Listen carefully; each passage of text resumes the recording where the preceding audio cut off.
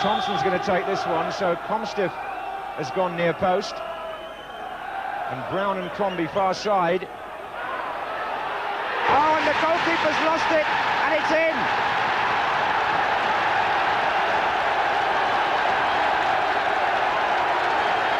And Crombie came in there at the back, and Bolton take the lead.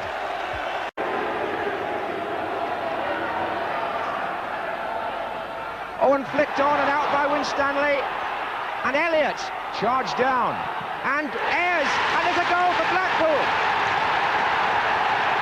It's David Ayres. It's 1-1, and suddenly the game has opened up, and there's excitement all round the ground. It went straight through a crowd of players.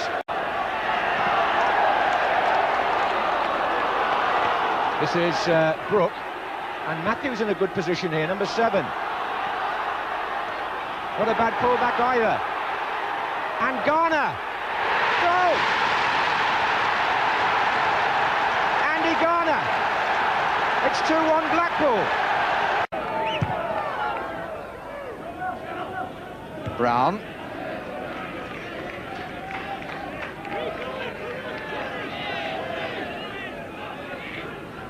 His neck always seems to be very stiff with his headers. His whole body seems to play the ball. Oh! Right from distance by Thomas. Dean Thomas from way, way out. A real skidder along, which brings to life for those who've travelled the 14 miles to Northampton.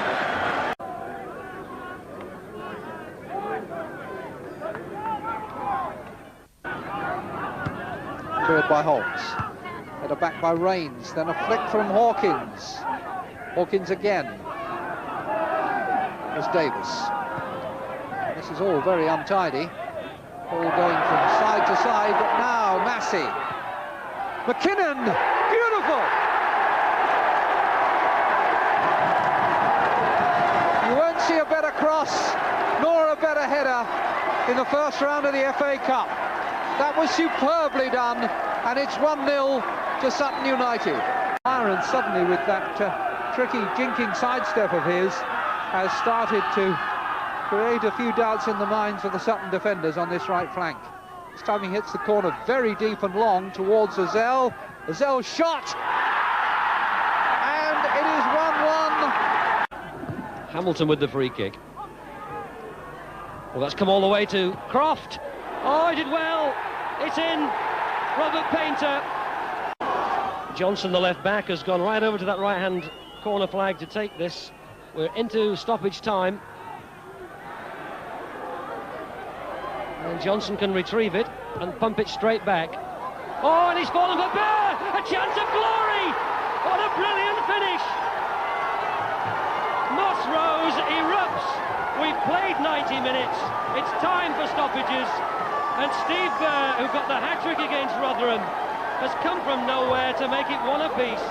Aylesbury United in the green and white hoops produced the performance of the round against 4th Division leaders Southend. Goalless for 80 minutes until this Glenn Donegal header. Donegal, who's 20, cost a club record fee of £15,000 from Northampton a few weeks ago. It was the kind of goal that deserves to win a cup tie, and it takes Aylesbury manager Trevor Gould one step nearer to going into the draw with Brother Bobby's Wimbledon. Whitley Bay of the HFS Homes League in the stripes were away to 4th Division Scarborough, and thanks to Chris Scott's superb header, progressed another stage along the road to Wembley. While the non-league side celebrated, Scarborough's fans demonstrated how quickly they'd become disenchanted with the side they were acclaiming as conquerors of Chelsea only last month. Peterborough have done enough giant killing in the past to be wary of non-league opponents. They're in the blue shirts. Laurel Sterling gave them the lead against Hayes. Sterling's goal came a minute before half-time. And it left Sterling with some bruises to show for his efforts, but it didn't dent the resilience of the Vauxhall Isthmian League side. Though it did take a wild challenge by goalkeeper Paul Crichton on Darren Seabrook to open the way for Hayes' equaliser. Paul Barracliff scored the penalty. The replay is on Tuesday.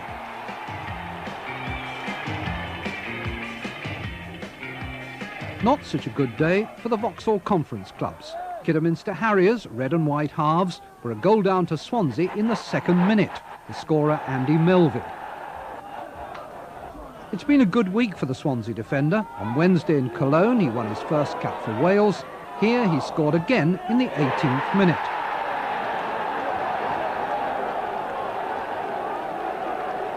That's how it stayed for most of the next 3/4 of an hour, until Richard Forsyth raised Kidderminster hopes.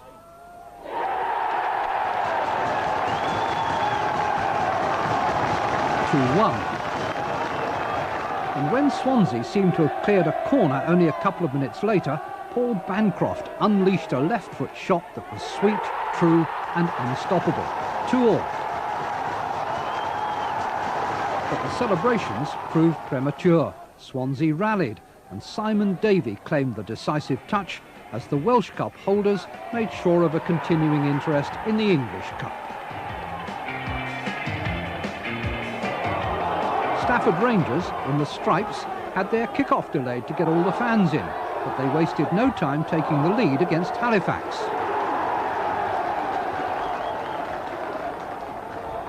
Chris Camden scored from the penalty spot after only 7 minutes. That held until just before half-time, when Halifax produced a flowing move that culminated with Paul Fleming at the far post.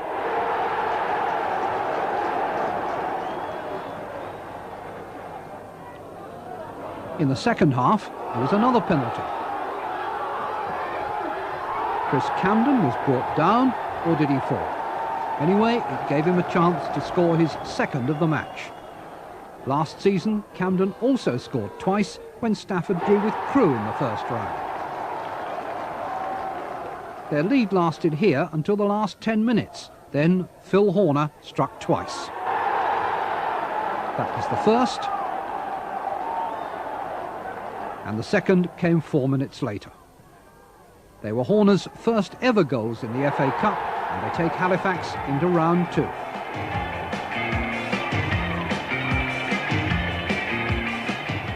Telford in white were 1 down to Walsall Stuart Rimmer after only 23 minutes. The 3rd Division side produced 2 more in the last 5 minutes. Keith Birchin, and then in the last 60 seconds, Graham Forbes. This inflicted the first FA Cup home defeat on Telford by a league club for 20 years.